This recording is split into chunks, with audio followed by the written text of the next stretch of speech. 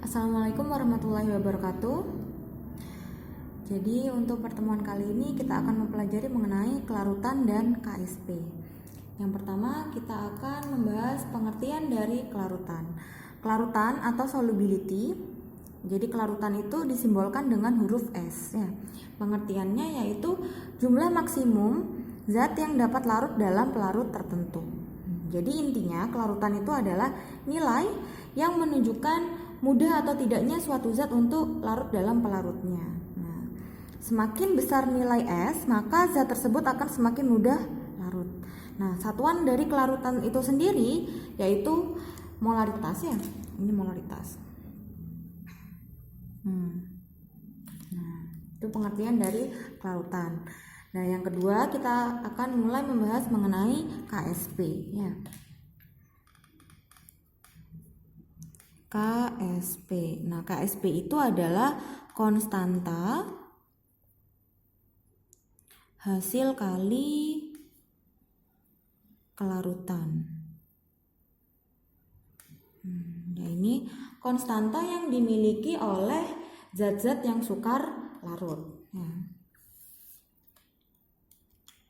Jadi ini tuh dimiliki oleh zat-zat yang sulit larut. Jadi contohnya, misalkan perak kromat ya, perak kromat itu Ag2CrO4 ya. Jadi diketahui bahwa perak kromat dalam air itu sangat sukar larut. Nah, misalkan Ag2CrO4 kita larutkan dalam air ya. Jadi dia akan mengion Ag2CrO4 fasanya solid ya. Di dalam air dia akan mengion membentuk 2Ag+ dan 1 ion CrO4-2 gini ya. Nah, jadi di dalam air Ag2CrO4 akan membentuk ion-ionnya. Tetapi karena dia sukar larut, nah ion-ionnya ini akan dapat kembali membentuk serbukannya gitu. Jadi dan ketika laju pembentukan ion dan kembalinya membentuk kristal Ag2CrO4 itu sama, itu akan mengalami kesetimbangan ya, kesetimbangan.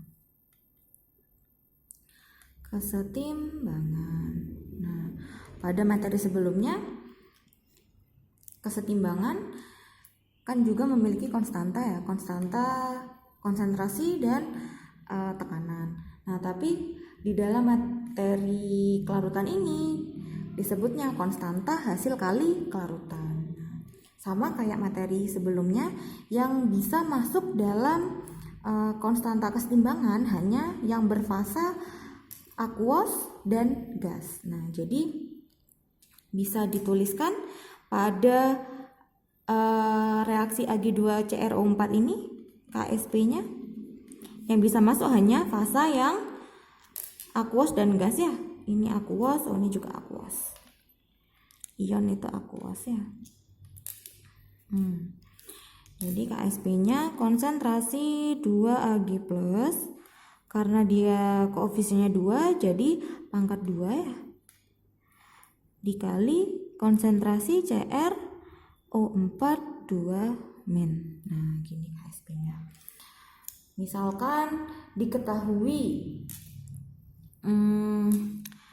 Ag2CrO4-nya itu konsentrasinya S ya. Jadi untuk 2Ag+ 2S ya. Karena ini satu koefisien, ini dua koefisien jadi 2S. Nah, ini juga satu koefisien berarti juga S ya. Nah, kemudian konsentrasinya dimasukkan ke persamaan. Jadi 2S pangkat 2 dikali S pangkat 1. 2 pangkat 2 4, S pangkat 2 ditambah S pangkat 1 jadi S pangkat 3. Nah, ini KSP dari Ag2 2CrO4. Nah, berikutnya kita akan mendalami materi dari contoh soal ya. Contoh soal, hitung KSP Ag2CO3 jika kelarutan Ag2CO3 dalam air adalah 10 pangkat min 4 mol per liter. Jadi yang ditanya KSP. Yang diketahui dulu kita tulis, yang diketahui kelarutan dari Ag2CO3 dalam air ya. Berarti S Ag2CO3 itu 10 pangkat min 4. Yang ditanya KSP-nya Ag2CO3. Gini ya. Jadi yang pertama kita ionkan dulu Ag2CO3. Ag2CO3 dia akan mengion membentuk 2 ion Ag+ dan 1 ion CO3 2- ya. Jika diketahui molaritas dari Ag2CO3 ini 10 pangkat min 4, jadi untuk 2 Ag+ 2 kali 10 pangkat min 4 ya. Untuk 1 CO3 2- 10 pangkat min 4. Nah, terus KSP sama kayak tadi. Kalau ini berarti solid ya. Ini aqueous, ini aqueous. Nah, jadi yang masuk hanya ion-ionnya saja ya. Konsentrasi 2 Ag+ pangkat 2 dikali konsentrasi CO3 2- pangkat 1. Dimasukkan konsentrasinya. Ag2 Ag+ itu 2 kali 10 pangkat min 4 ya, pangkat 2. CO3 2-nya 10 pangkat min 4 pangkat 1. Jadi 4 kali 10 pangkat min 8 dikali 10 pangkat min 4. Berapa? 9. 4 kali 10 pangkat min 12. Nah, seperti ini. Nah, berikutnya contoh soal nomor 2. Jika KSP CaCO3 adalah 2,5 kali 10 pangkat min 9, berapa nilai kelarutannya? Jadi soal nomor 2 ini kebalikan dari nomor 1 ya. Jadi yang diketahui sudah KSP-nya. Kita tulis dulu.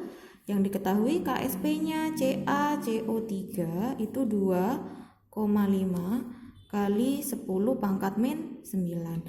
Yang ditanya kelarutannya, tadi kelarutan apa? S ya. S-nya CaCO3 berarti yang ditanyakan. Nah, langkahnya yang pertama sama kayak tadi, kita ionkan dulu CaCO3 solid ya, diionkan akan membentuk ion Ca2+ ditambah ion CO3 2- ya, aqueous juga. Jadi konstanta hasil kali kelarutannya KSP-nya itu konsentrasi Ca2+ koefisiennya 1 berarti pangkat 1 ya, dikali konsentrasi CO3 2- itu koefisiennya juga 1 jadi pangkat 1 ya. Terus kita masukkan KSP-nya. Oh, kita misalkan dulu ini S, ini S, ini S ya. Jadi kita masukkan di sini S, yang ini juga S. Jadi KSP-nya sama dengan S pangkat 2 ya. Terus kita masukkan nilai KSP-nya. KSP-nya diketahui di sini 2,5 kali 10 pangkat min 9. Jadi kalau mencari S sama dengan akar 2,5 kali 10 pangkat min 9.